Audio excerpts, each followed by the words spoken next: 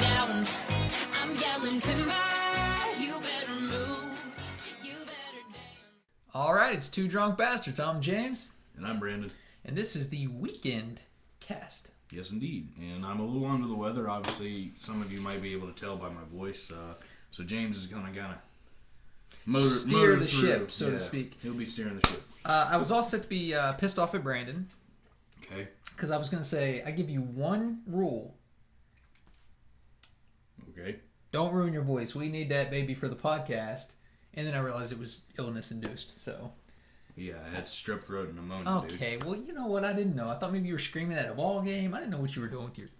No, I do plenty of that and I don't lose my voice, so... Fair enough. I scream at Xbox like heck, like crazy.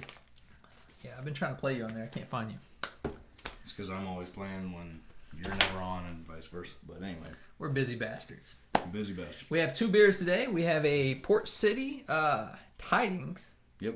These are seasonal Christmassy beers. This is from Alexandria, Virginia, Port City Brewing. Right nearby. Yeah. Actually, Jason, Cliff Dog, lives in Alexandria. This is an Belgian-style ale. Mm-hmm.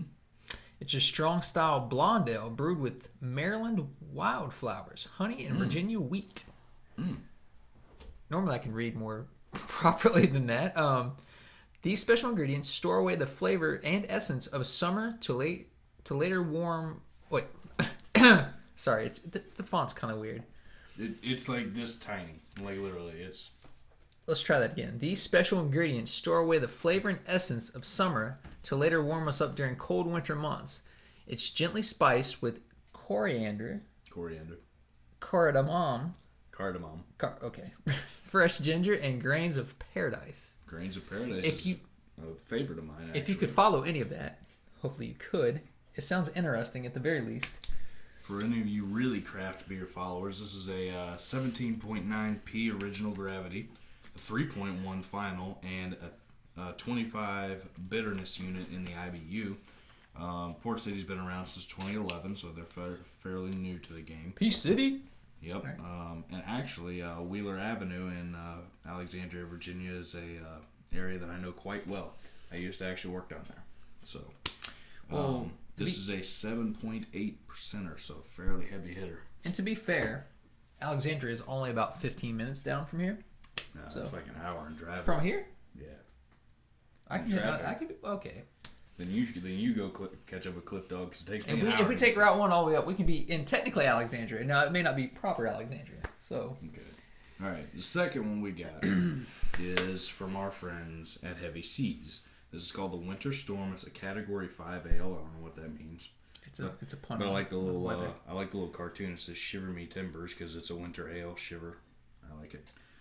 Anyway, Clipper City Brewing Company, Baltimore, Maryland, another local one here for us anyway. You've seen us do a couple of Heavy Seas on here before. This says, with a full ruby hue, rich malty character, and earth hoppy aroma, Winter Storm is an original and imperial ESB for the winter months. And this is a 7.5er, James.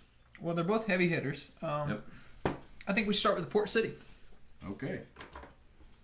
And yes, I got my chip glass. Just so you guys see, this is a grown man's bottle opener. Not oversized. Not ridiculous. No, you're giving me shit for my oversized. A little bit. It's mostly teasing.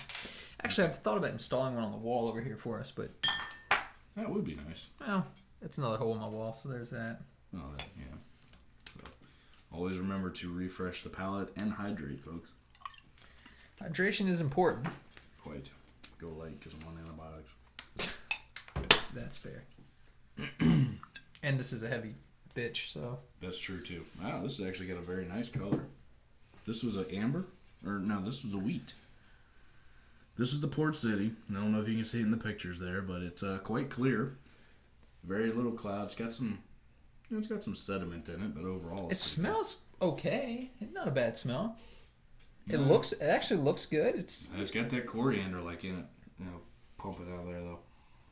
Well, let's try it out. Cheers.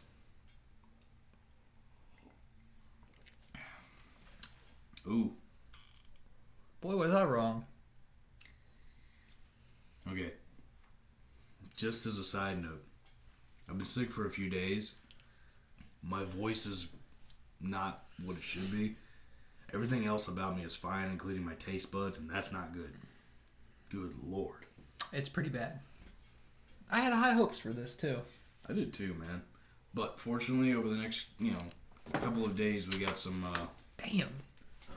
We got some other Port City stuff coming up.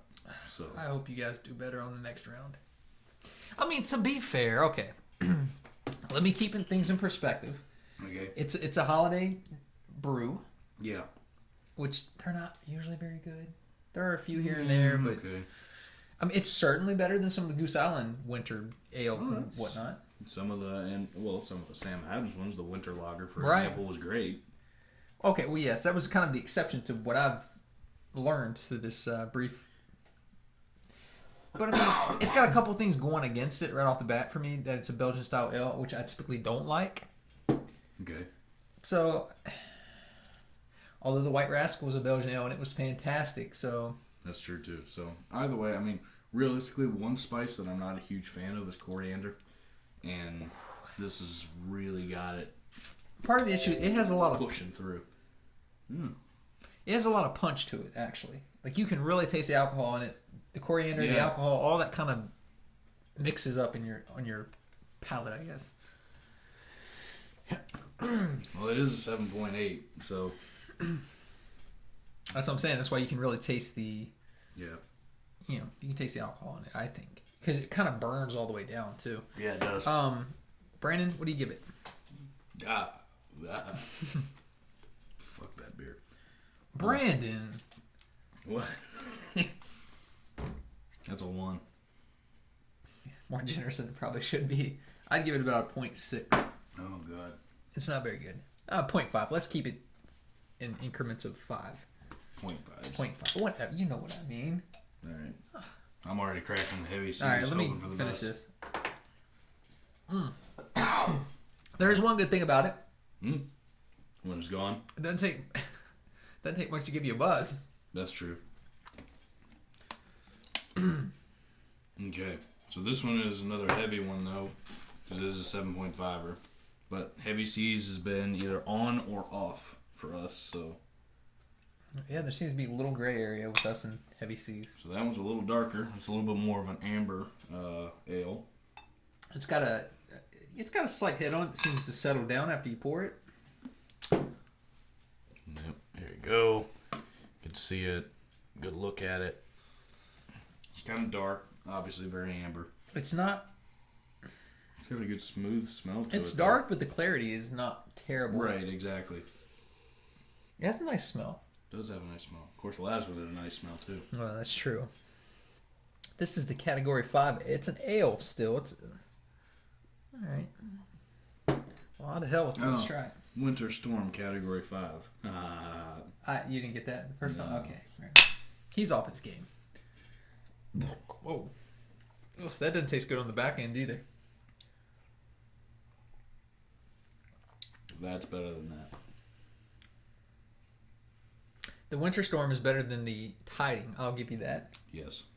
This still is not fantastic. No, but for me, Heavy Seas finally has that beer that's like in the middle. It's not good, it's not great. Or it's good, it's not great, but it's not bad. You know what I mean? It's kind of...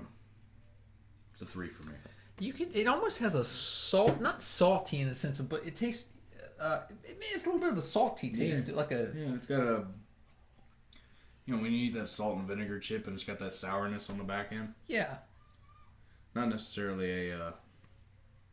it doesn't necessarily taste like a salt and vinegar chip. It just leaves that kind of tingle on your tongue. It's got a dry taste to it almost. Like a, Yeah. Yeah, definitely. It's not bad. It's not great. I wouldn't order one if I was out, if we're being honest. But I mean, clearly, if I had my option between that or Dogfish Head. no, Dogfish. Come on, what? Thanks to him, that's my go-to beer now. The 60-minute. 60 minutes, awesome. It's fantastic. Actually, the reason that I'm wearing the polo and everything is my friend's birthday tonight, and where he wanted to go, Dogfish. Are you on there? I'm going to the restaurant tonight. Let's see some pictures, man. Hell yeah. Most awkward high five goes to us for the day. Absolutely. All right, a couple left-handed high fives. All right. That got a 0.5 for me. The Tiding did. The Winter Storm for me gets about a 2.5. Got 2.5. Okay. Well, I would order, like, if you gave me this or a Bud Light, of course I would order that. That's a 7.5%. Absolutely, I would go with that over a domestic or I mean, anything like that. It's significantly more flavorful. I mean, it's obviously it's got some decent flavor to it. I'm not gonna kick it to the curb. It has good flavor, unlike like you said, a Bud Light or something like that. It definitely has full flavor to it. So. Yes, full flavor, 7.5%. It's a decent ale. It's smooth. It's drinkable. So that's why I gave it a 3. So is it fair to say in this beer showdown that the Winter Storm wins? By a landslide. Folks, if you get a chance, check it out. It's not awful. It's not the best beer you ever had, but it's not terrible either. Real quick.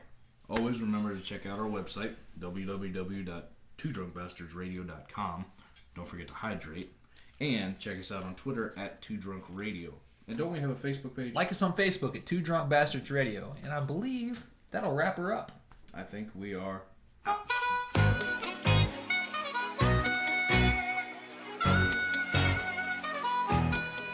It's going down. I'm yelling timber.